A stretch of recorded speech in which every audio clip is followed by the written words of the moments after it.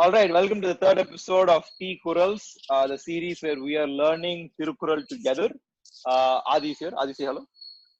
Hey guys, so today we're going to focus on the Munadana. Yeah, Munad. Today we're going to focus on the third Thirukkural, and again it's still in the Aram, and it's chapter 1. So what is the Thirukkural? What is the Kural? So it goes like this: Malarmisai Ekinaan MaaNati saerndhaar, nilamisai needuvaazh. So what is your translation? Okay, this is probably a very theist Thirukkural, right? Correct. It's extremely theist, and it took a while for us to also find a decent translation. Yeah, this was a very complicated search. This is very complicated Thirukkural. So what is, like, after all that research, what have you come down to? My interpretation of this Kural somewhat comes down to this, right? If you are devoted to the one or God, you will live long on the planet. But although the Kural is slightly more nuanced, it says when it talks about you being devoted to God, it sort of talks about the thinking mind, no, the feeling mind, or the mind that is devoted. And it says when you will live long on the planet, it talks about the physical person. That's what it says. That's what at least I think they mean when they say Malarmisai and nilamisai. Adi, what about you?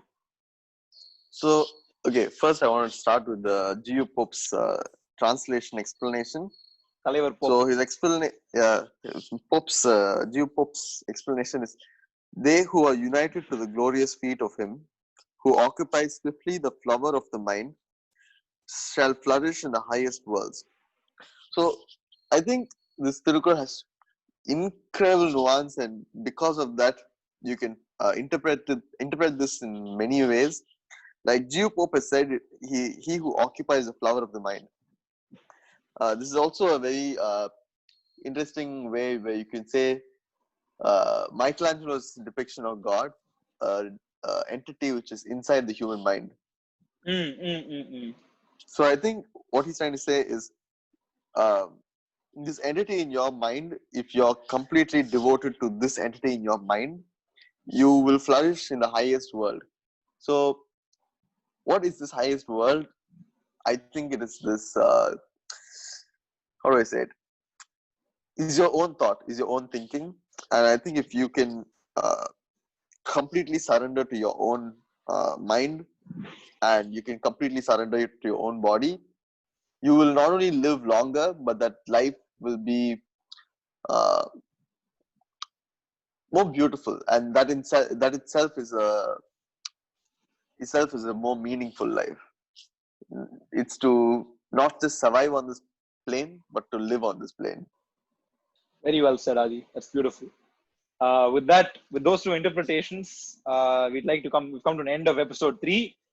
As usual, guys, give us your interpretations of the Kural to us on Instagram. Get involved in the discussion. We appreciate that a lot.